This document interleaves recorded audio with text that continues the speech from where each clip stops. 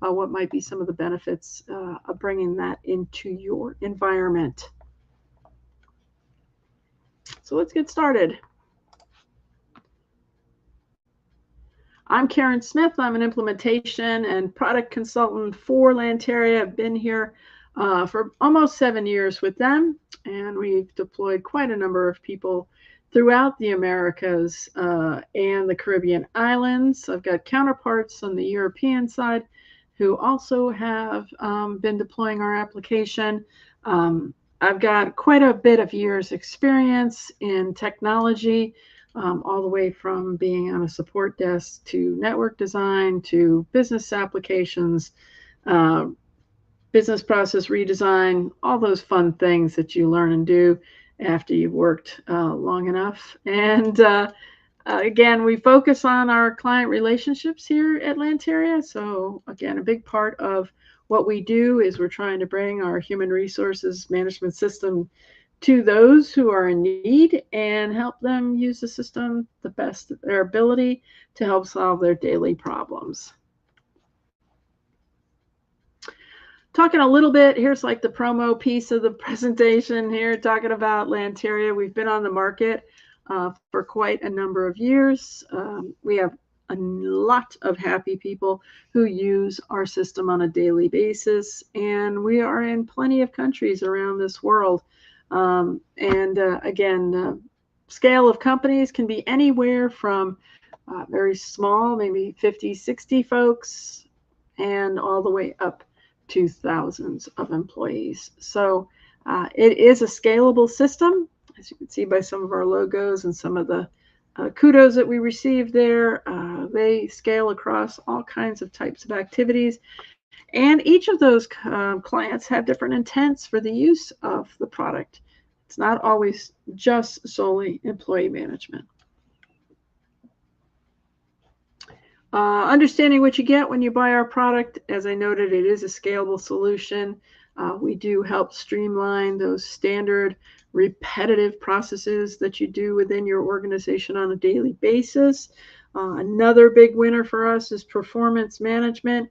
When a client is ready to either bring that into their organization or possibly grow to a more sophisticated system, we definitely have a very rich product in the performance area, using standard performance review cycles as well as using one-on-one agenda-based performance reviews allows clients to take the best of both and or modify that again because we're scalable. We offer learning and development. We offer a full recruitment process, and we also do that all at a pretty reasonable price.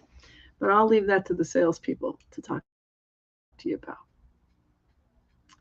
We've got an agenda for today. Again, I'm going to focus in on SharePoint. That's our SharePoint in the Microsoft suite. That's the platform that we plug into. Our application kind of sits on top of some foundational pieces, and what we do is we take advantage of the Microsoft tools that are made available within that architecture, as well as some of the features that SharePoint offers as well.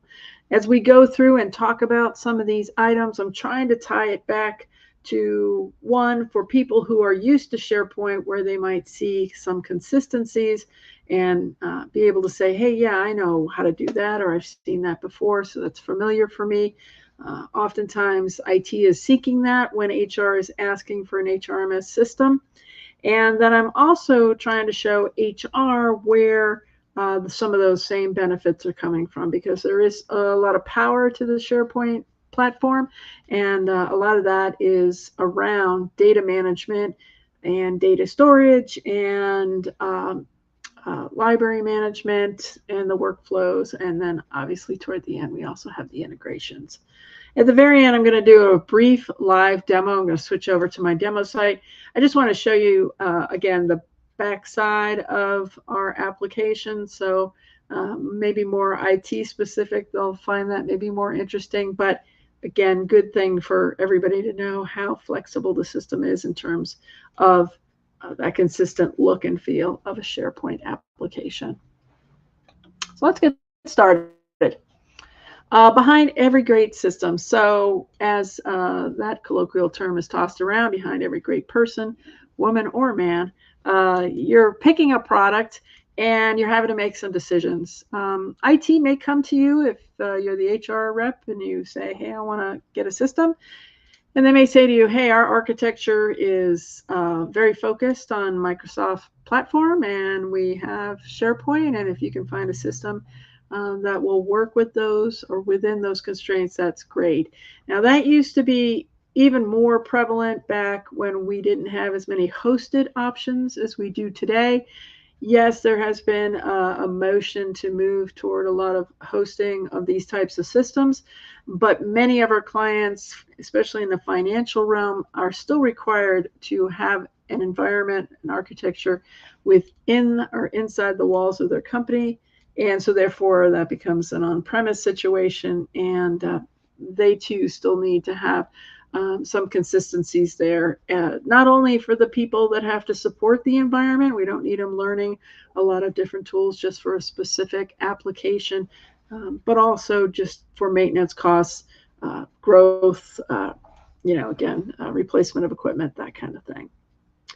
So two parties looking for a system and trying to bring those two things together. So again, from the HR perspective, you can go to your IT person and say, hey, here's why I like this product. And I think you might like it too for these reasons. From the IT perspective, if you're watching, it might tick a few boxes for you to say, hey, this would be a nice fit in our environment because we already have some of these things.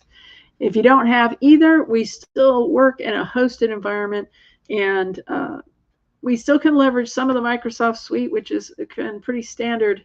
Can't beat those guys out of the market in terms of user authentication, identity management, some of those things. So you'll see a little later on how that also can still be a benefit, even if you're not dealing with the full architecture within house.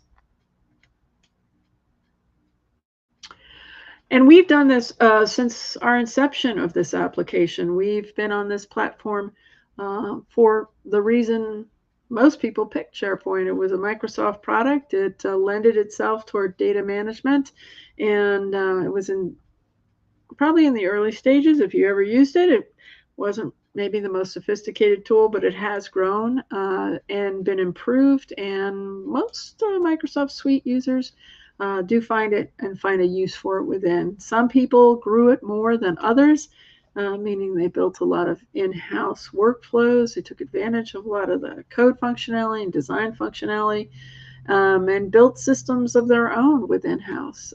And a lot of people find that when they want to replace those or get out of the business of maintaining their own built applications, that especially for HR components, they're able to work over in our environment and appreciate the fact that that same foundation is still there underneath the covers. So it doesn't have to scare the HR people. They don't really necessarily get to see that, but the IT people still have the ability to tap in. Right. So SharePoint itself, if you're not familiar with it, or even if you are, but some of the reasons why we decided to leverage this platform was, again, some of the tools that SharePoint is well known for lends itself to an HRMS system. We're all about data management in the sense that we're trying to track employees within a certain framework, being what's the organizational structure. And we want to collaborate, meaning we want it to be more than a silo. We want other people to be able to see the data, manage to the data. That would be a management level position. And even the employees, we want them to participate. And sometimes the simplest things like emergency contact names. It's a big effort for HR teams to go out and ask people to fill out a form, or, call them all up, whatever practice you may have to use within your organization to gain that information. And with today's scenarios in the world, it seems like everything's on fire lately, but, earthquakes, hurricanes, you name it, sometimes you just need to be able to reach some of the additional folks. And that puts that in the employee's power to be able to add that information and keep it up to date. If they get married, if they get divorced, if they want, grown children to be their contact points, whoever they want it to be, they can do that in the system and do it very easily. And then the HR people just simply have to run a report, or they can go in and look for a specific employee if they need to. Same with managers.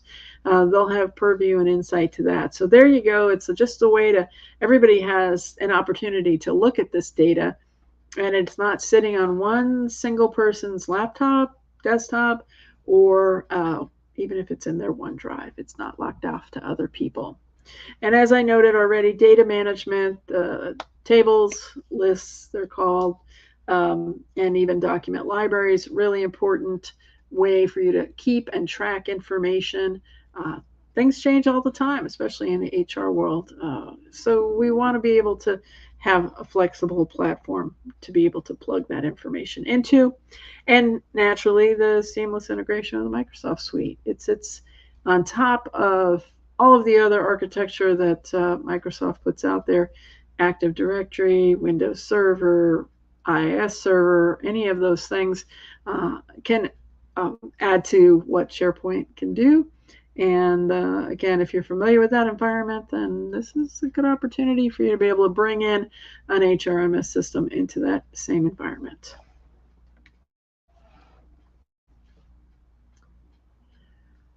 So our solution, again, this is going to be the deepest techie, well, maybe not the deep, this is going to be one of the deeper techie slides, but it leverages a couple of different layers within the Microsoft architecture.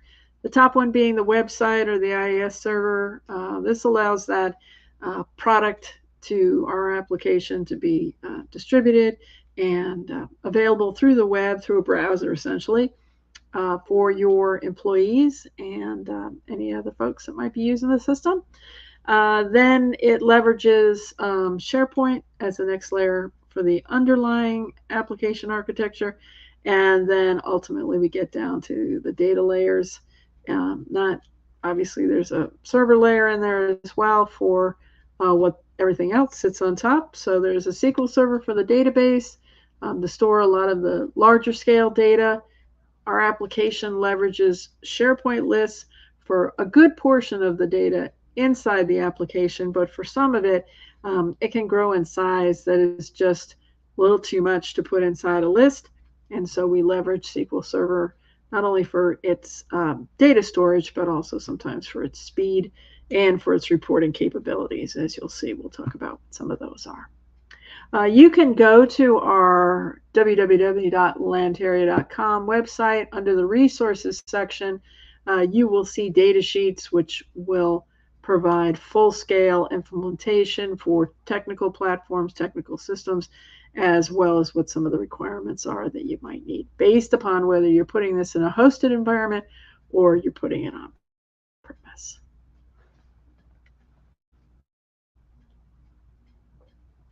One of the other nice things about this is, again, coupled with that Microsoft suite, as I just noted, you are somewhat location independent. You can put it in premise if you want, because that's what your world warrants. And we have plenty of clients who start out that way. And maybe a couple of years go by. And we also have found recently that a lot of them are moving to a cloud solution. So they're going to Azure in the cloud. And that Microsoft solution allows for them, again, some protections. They can host it themselves in their own cloud. We also offer private and shared hosted cloud. And again, there's tear sheets under that resources tab that tell you the difference between them and what might be some of the benefits of one over the other. But the flexibility is there for you to place it in a lot of different locations. Identity authentication is another big item that we tap into because we integrate with Office 365 and Active Directory. We can pass over that account information so that the user is not recreated. You don't have to necessarily recreate them anywhere. You can gain a single sign-on capability as a result of this, and you also can leverage user profiles. which is typically what the next slide actually talks about. So that single sign-on, you're going in through your Office 365 account, which we know if you log into that, it can leverage, into all of your Microsoft Suite applications. We also have the ability for you to put our app as one of those that you can pick from. Like in your Teams window, you can see under the app section, our app can be added to that. So again, you're not having people even jump out to a intranet site or having to have a browser remembered or anything like that. They can just kind of go directly from other locations. You can have one-way synchronization. So that means that's a user profile that you create if you are feeding Office 365 those accounts with data either from your Active Directory or you're doing it right in Office 365. We can take that information and pass it over. I'll show you in another slide how that kind of happens. And any of those updates to those fields will get synchronized. Again, if you choose to initiate this, you do have to allow us to go and read the information in addition to the identity component. So there is some setup. Again, tear sheets for all of this under the resources section. You can get more details and data. But once you move into, if you sign a contract and move into a project with us, we have some great engineers who can help you set this all up. And again, it's not time consuming in any way because it's all rather plug and play. Also, if you add new people into Office 365, that can then be created as a new employee directly in Lanteria, and that is a time saver again for HR. We don't always have people who do it through O365. Some do it through just AD straight, but also they have other external financial systems that they might bring through. But this is just to let you know that this option does exist if you are dependent on Office 365.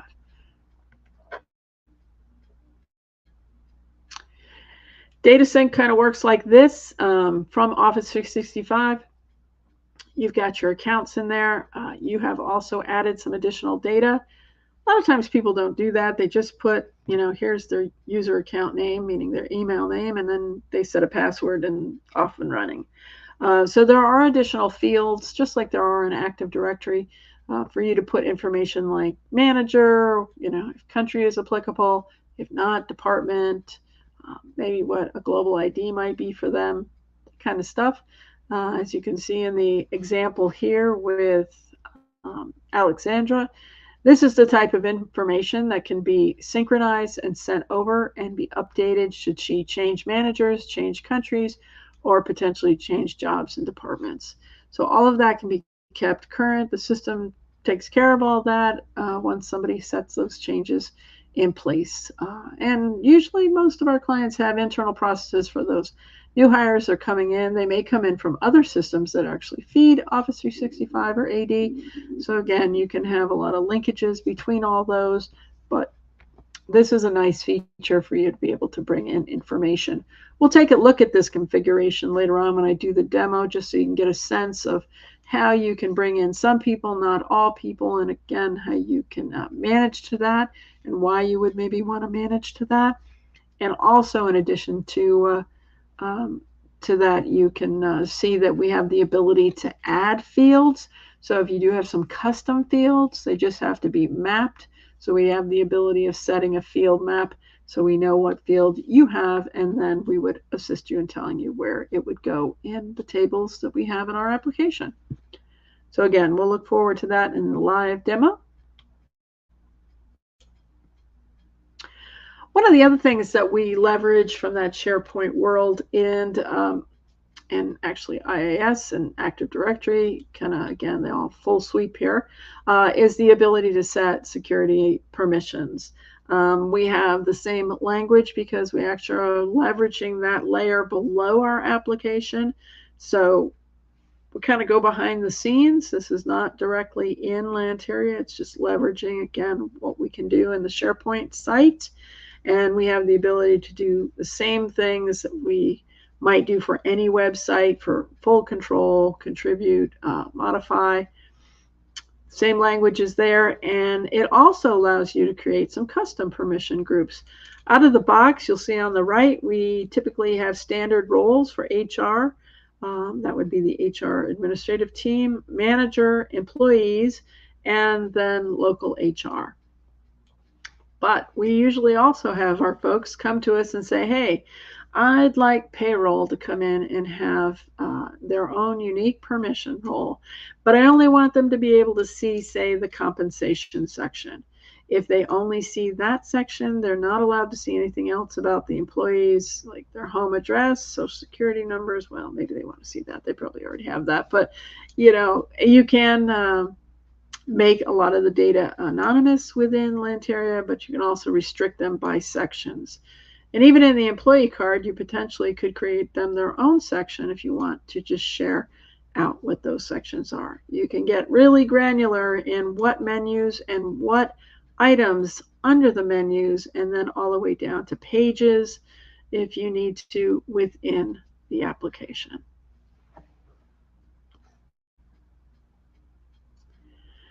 We also plug into Teams. We know that obviously a lot of people are starting to use Teams or use Teams based again on that Microsoft suite priority they have within their organization.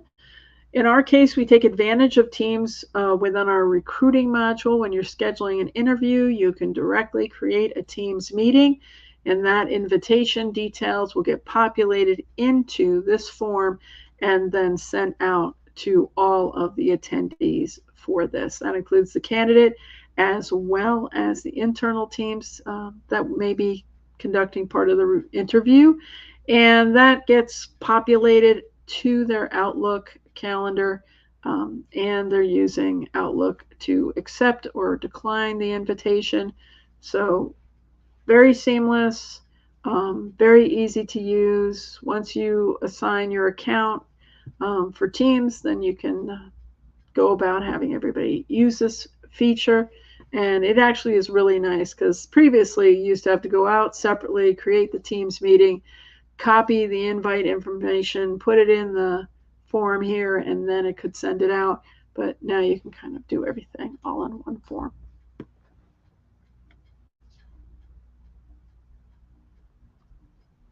Document libraries. Again, another benefactor from SharePoint. It allows you to store all types of informational documents for employees. In addition to company policies, we actually have 2 different sections and 2 different libraries for that. We also have additional libraries for certificates in our learning management module. And you can always create additional document libraries if there are certain things that you need to capture. You can classify them by type, but you can also, like I said, if you need to have a separate library to collect completely different informations, you can do that as well.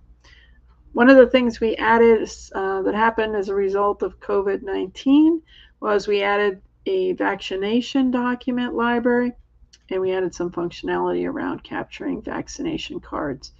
I'm not sure how applicable that is anymore, but you know, as we're trying to make our way out of that event, but potentially it could find us, you know, there again, and it's just a nice feature again for you to have. You can also set the documents to who can see them. So if HR uploads it for an employee, they can give access to the employee by themselves, or the employee and the manager, or just the manager. HR usually has full control over all the data within the system, but this allows for some controls if, again, if it's personal information and the manager doesn't need to see it, just the employee and the HR team does. We also have those settings, as I said, for mandatory, missing, and expiring documents. If they've been set, say it's a personal certification, you're an accountant and yours is going to expire, it can get flagged if it has an expiration date set with it when it's been uploaded. And that becomes really important because anything that's been set as mandatory will be flagged when the employee comes in to look at their documents. They'll see a nice red tag there telling them which one they're missing, And HR also has a dashboard view into listing all of the folks that are missing documents. And they also have a 3-month in advance view of what documents will be expiring soon. So again, that helps with management of all of that. It's a big undertaking to keep the documents straight. You know, the days of file cabinets, rows and rows of file cabinets and paper. This makes it a lot easier and a little bit more streamlined. And also, again, everybody has access to it, so their ability to maybe not make as many requests and demands on the HR team as they used to, because the information is right there at hand.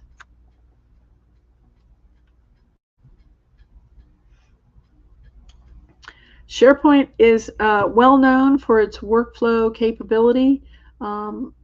It probably is not the most advanced workflow capability because Microsoft has other tools on top of it that they recommend that you use, Power Apps and Flow.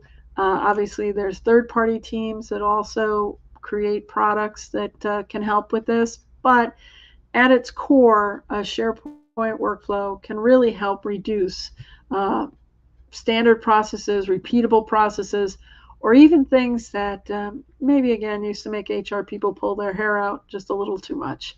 The common uses that we see within our application are approval workflows, status workflows, notification workflows, automation workflows, and then you can always do the custom route if you want to, because who doesn't like a good custom something, right? Again, there's a good amount that comes right out of the box, but in this case for workflows, this is probably when we first are working with our client, sometimes the biggest challenge, because one of the ways we use it is we'll say automation workflows, so we call them HR processes. So they're onboarding a new hire, and typically in the past, HR has held all of those tasks themselves, but they're actually going out and asking other people to do the work. But because they're the point person, they have a list of tasks. I've seen them send it to me, and pretty much it says HR is doing all of them alongside of it. What we help them with is to understand that these tasks can now be assigned and sent to people within the organization.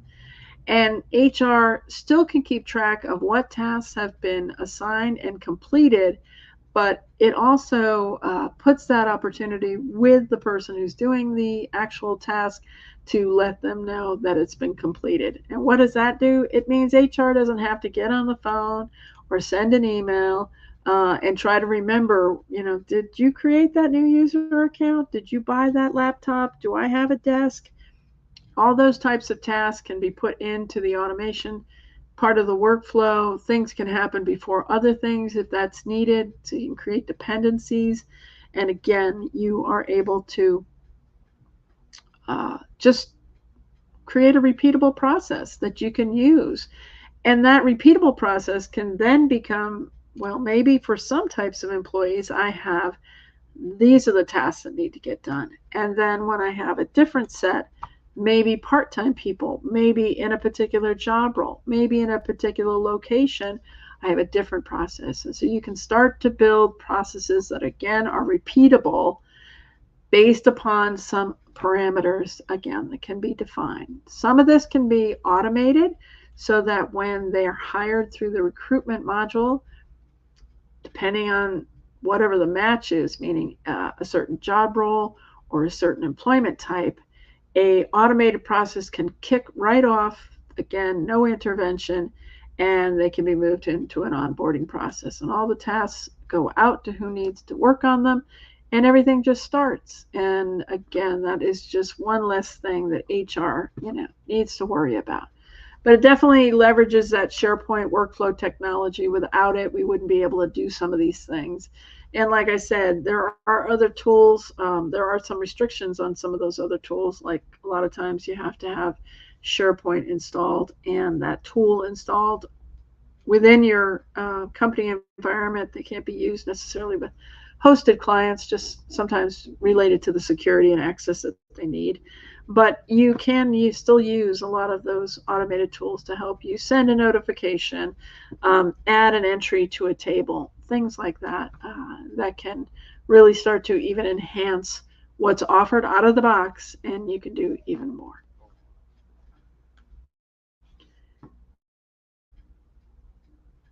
So within our interface, when you're building out a workflow, there typically is a screen that says, okay, here's the workflow, and then here's the steps. And you will define, based upon the forms that you're presented, when you add a new step, what needs to happen. So in this case, we're looking on the left there at an approval workflow. So that's one type that we have inside the system. It is a linear, excuse me, a linear approval. It's a linear approval, which means it goes step to step to step. It doesn't, out of the box, have any direct if then do this type of decision making within it, but most of the standard approvals that we do, like I need to approve a vacation, I need to approve a promotion, or transfer of an employee from one department to another. Those things typically aren't necessarily if then do this or that, but again, there are additional tools that can help you build those components, or we can do custom development to do those components. But out of the box, you can just start the steps. It will say who needs to do what on this step, and then you add the next step and the next step, and you just add the approval hierarchy.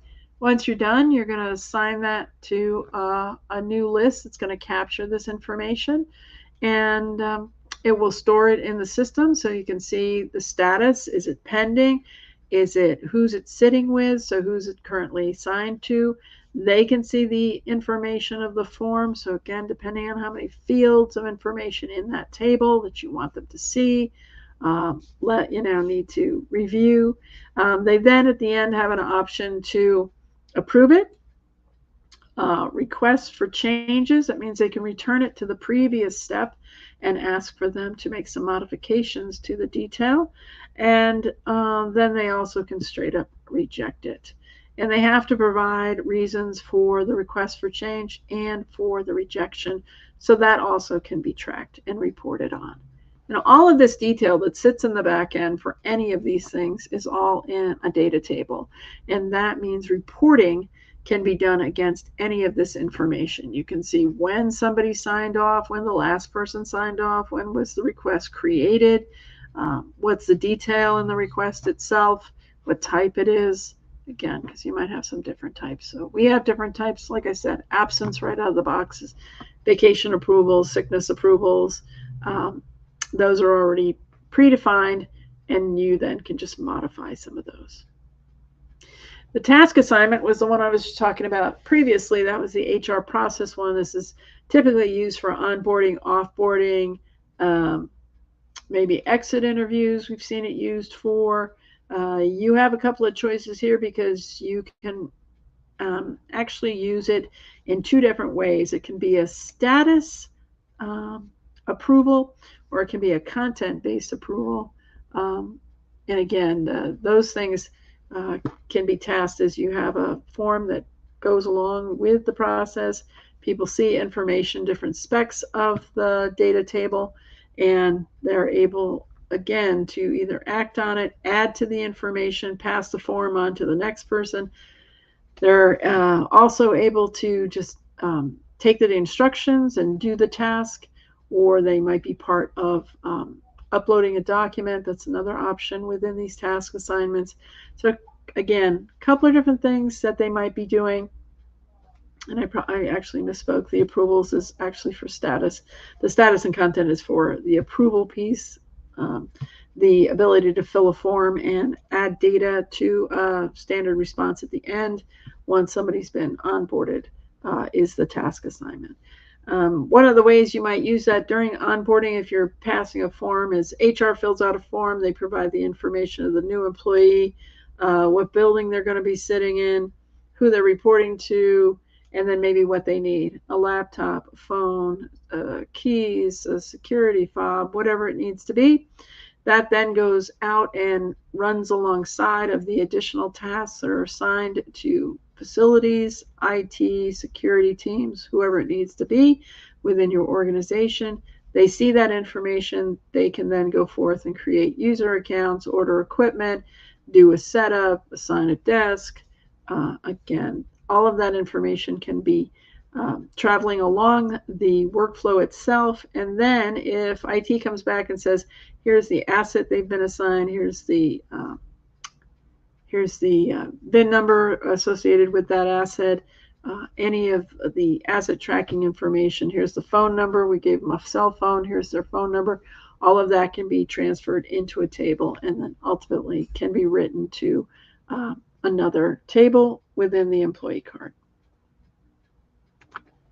Lots you can do with workflows. Are quite powerful, which again, they're not necessarily for beginners, but that's why we're here to help resolve any of the questions and or the setup necessary to get started. We do have some samples of both included when you get your product out of the box, and we explain how they work, and you certainly can try to build your own and use other tools again if you're used to it, or if your IT team can assist you, then that's even better. So integrations, we've got a bunch on the left. There's others as well, but these are some of the more colorful icons and logos that I found.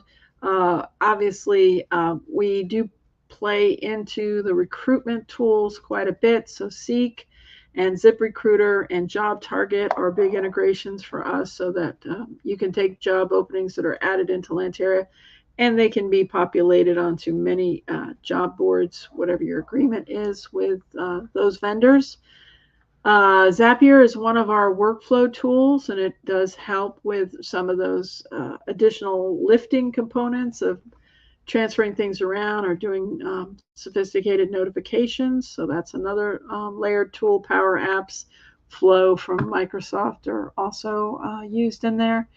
We have DocuSign. We also have its counterpart, Adobe Sign, Adobe Reader, as part of our documents that can be shared out to employees for signature. And then DocuSign is very specific to our recruiting module, where you can, before the employee comes inside the walls with your DocuSign account, you can transfer documents out for signature and dating through the recruiting module.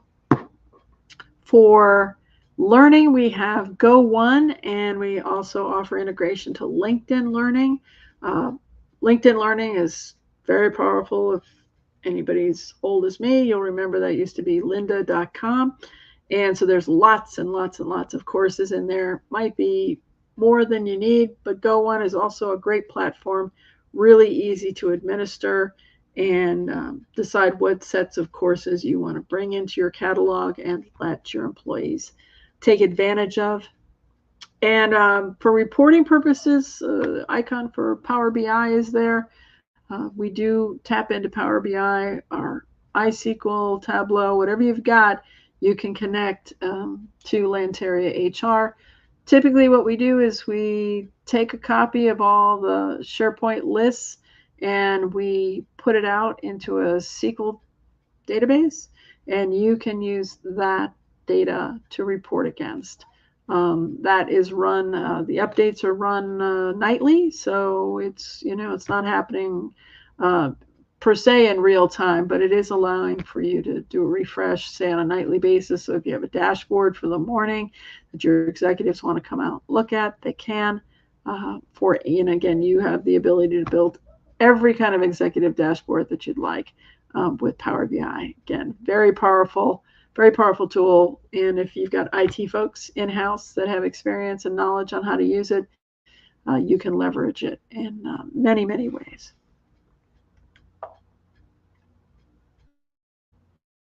All right, so that's pretty much for the slides. Let's jump into, because I see that we're at like 22 of the hour. I'm going to do the demo piece, and let's hop out of here. And I'm going to go to my site.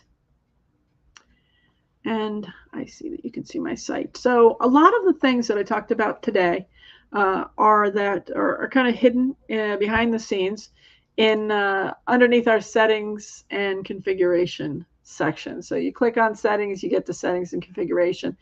This is where a lot of things are done. HR teams become familiar with some of this, though we oftentimes here at Lanteria do a lot of the configuration for them.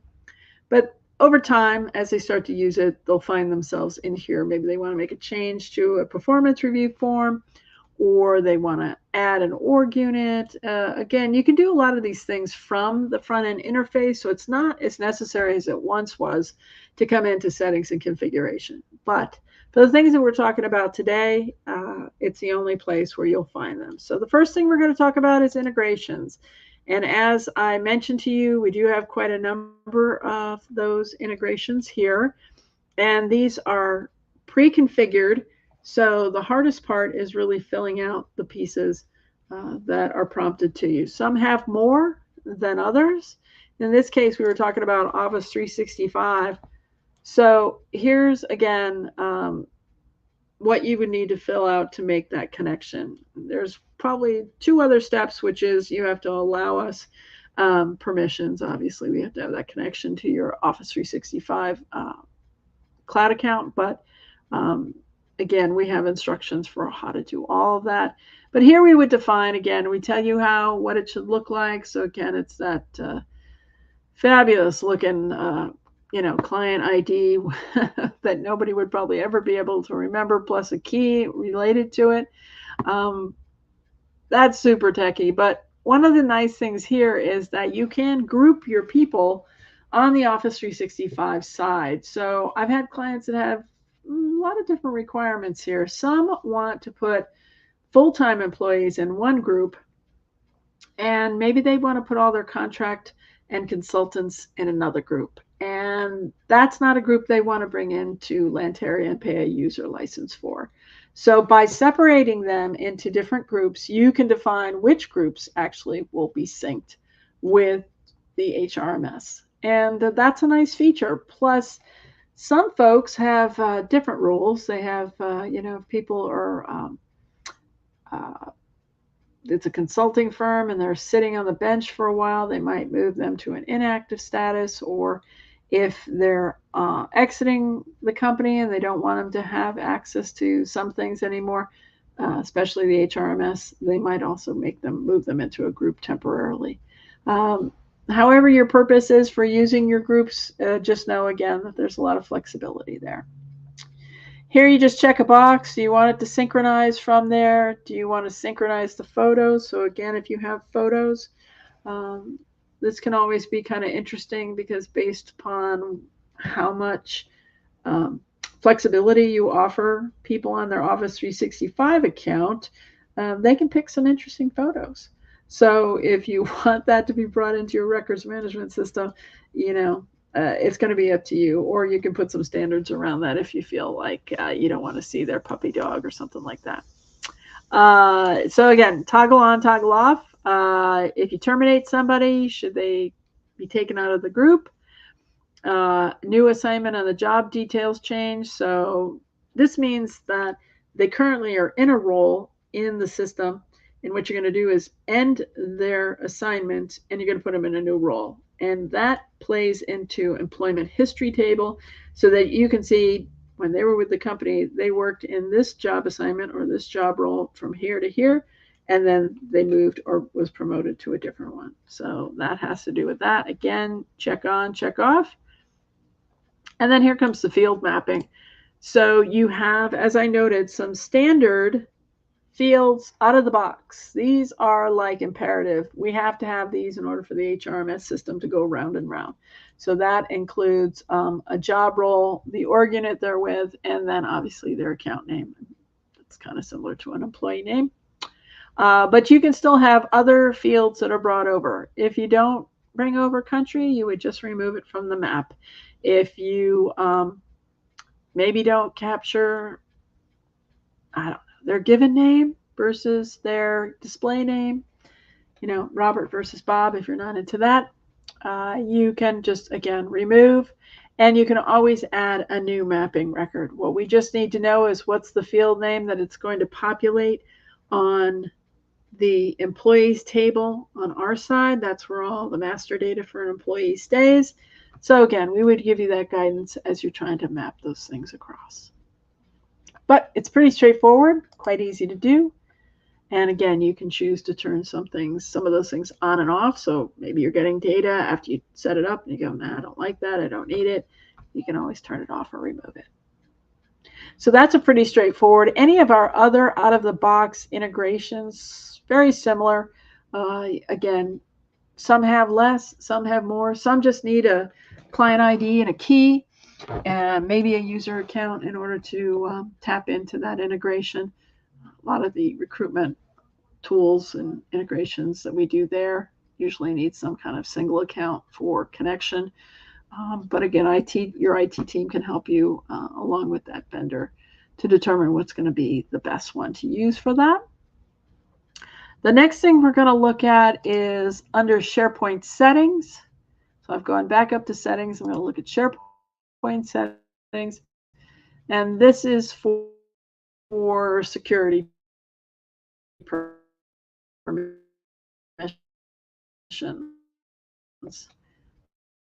So you'll see some familiarity for it to kind of wake up. This should look very familiar to anybody who has ever built a site in SharePoint. It is pretty much, it's a little bit of a leaner screen, but it's a pretty much identical screen in terms of what features are here, subcategories, and topics. We're interested in this one right here, site permissions. When you add employees to Lanteria, they're immediately given security role. And everybody gets that. Everybody's an employee in the system. And then you have additional ones where you can add people to the HR team, to the manager team. And then we have some other custom roles out of the box based upon directly how they affect some of the other modules. So learning, recruitment, and performance. You'll also see a local HR. This is if you decentralize, you have several locations, and you have HR people, HR generalists maybe in those locations that you're trying to give them access to the system, but you don't want to give them full control. Typically, when you're in this HR or HR admin, the real difference between these is whether or not you get a lot of notifications. So typically we put the IT people in the HR admin group, and we put the true HR people in the HR group. They are allowed to create things, delete things, add things. They have full control of the entire site. They can see everything and pretty much do everything. Local HR would be able to see a lot of things, but not necessarily everything. And they certainly are not given permissions to delete and remove or just go off and create new fields and tables, things like that. They're not allowed to do that. So this is a good way to use decentralized functionality of our system and give people the capabilities to be able to see employees. Sometimes CFOs, CEOs want to do that. They want to see across just like HR teams do, but they don't need to get in trouble, let's put it that way, by pushing the wrong button and wiping out something. We don't want them to do that. So this is a good role for them. Simple enough. You can just go into the group itself. You'll see those were the permission levels over here on the side.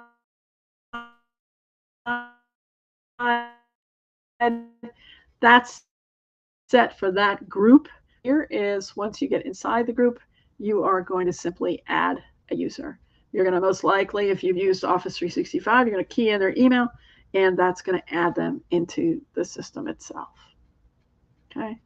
To create your own group, you're actually going to go back to the previous screen where you can create a group, and then you're going to manage the permissions to the group name that you've created. So you can create a group. You can go up to the parent level of permissions. Again, a lot of this should look very familiar if you're used to doing any kind of permission control within the system for, again, those Microsoft platforms. Okay. Let's move on to, I'm going to hop back real quick here. We're going to start to talk about site libraries, capabilities to be able to reach that data. So back here under settings, we have the next option, which is site lists and libraries. That means it's table data as well as document every year with all the names and what you're actually looking for based upon the module you're in. Again, not necessarily for the faint of heart or the beginner. I remember when I very first time, early on when I just started with the company, and the first couple of times I came in here, I was just very overwhelmed. There are a lot of tables, as you can see.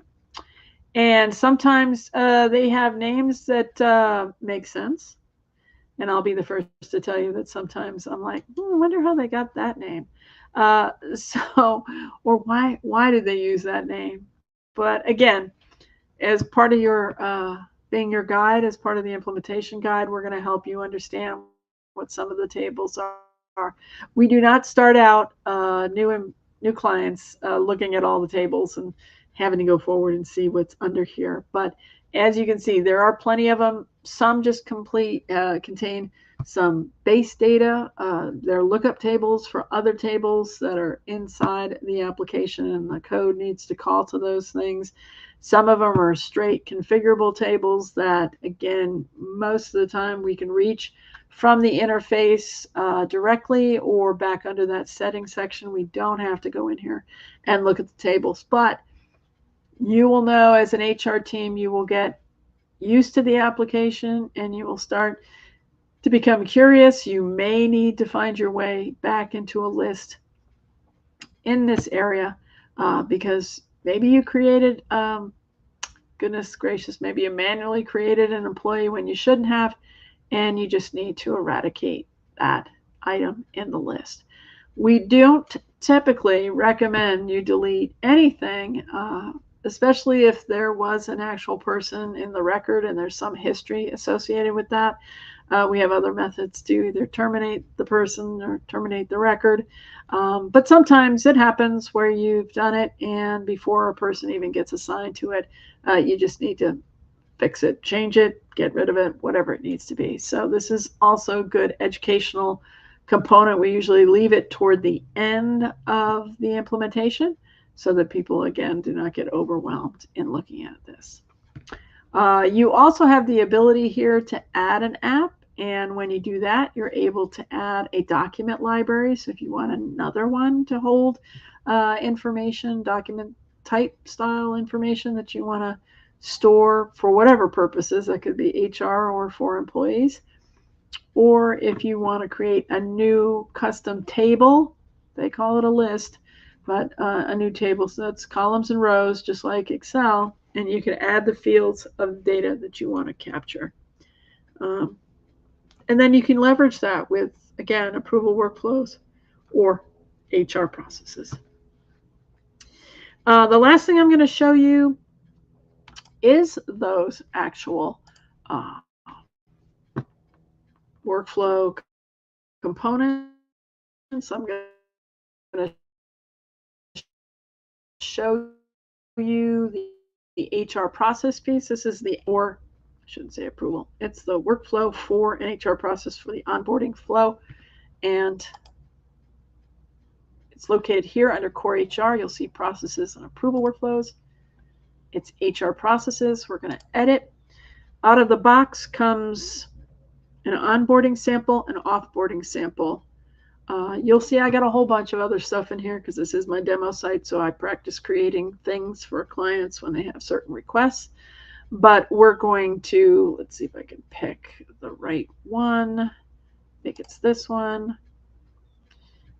I got too many named the same. I'm going to have to go in here and clean it up. Yeah. So when you're building the process, you get a template. You'll define what the name of it is. You can have it auto start. That's what I was talking to when you hire somebody based on some of the criteria. In this case, the criteria is they're a regular full-time employee. This is going to auto start this workflow the minute you hit the hire button. And who can initiate that would be the HR folks and that local HR people only. What's going to happen once that gets initiated? It's going to go through step 1, and there's multiple tasks below here. Once all of these are finished, it will then move to 2 and so on until it finishes. Okay. Now these are all task-based right here, but you can add actions, as I mentioned, where people are required to upload a document, they are simply getting a notification, or they are filling out a form because they have some input that needs to be tracked along the onboarding process. It's easy enough to go in and edit these steps, get rid of these steps. You can have as many or as little as you need. And as I noted before, if HR is the folks that have always been doing all the tasks, typically we're not going to build them an onboarding process because they already know what they need to do. So we have to have that conversation to say, but if there's other people in the organization that do some of these steps, and you're simply just the point person for that, let's see if we can build something where we actually alert them and get them to participate. So you're just tracking that information. There is a dashboard for HR processes, and HR teams can go in and look. They can narrow it down by the type of HR process it is, this case, like looking at just onboarding. And they can see what steps have been completed to date, how many remain, and who is the current step sitting with. That becomes helpful if that person that you're waiting on to do something is actually on a vacation for 2 weeks and they're not going to get to it in time for before the new employee arrives. So you can either change that process or complete that step for them, even if you've assigned it to somebody else. You can just, so it doesn't hold up again the flow of the process. But again, easy enough to do, but again, not necessarily for beginners. You do have to think about the steps, the logic, and even though oftentimes we build something for clients, after they start to use it, they realize, oh, what really would make more sense is if we did this or we did that. So we do see changes. And again, HR teams are trained so that they understand how this works, so that they can attempt to manage and administer this themselves. You can't do it. Obviously, we're always here to help. And if they need even us to build some of these things for them, we can do that as well. Great. I think back in my presentation, I think my last slide is just a thank you, actually. So let's see if I can at the very end.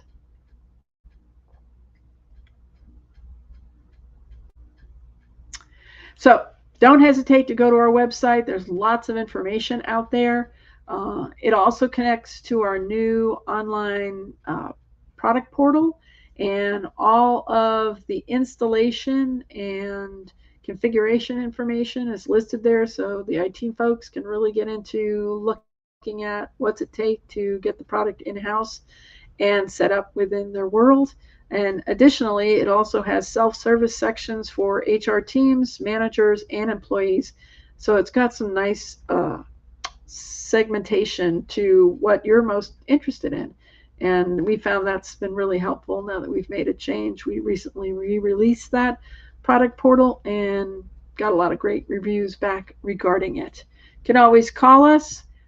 And again, we're located, our U.S. headquarters is here, there in Miami. I'm on the other coast, on the west coast of Florida, but you can find us location-wise. But don't hesitate to email us with any questions, request a product demo. Again, if you go to our website, all of those options will be made available to you, and you can certainly reach out, talk to one of our sales account reps.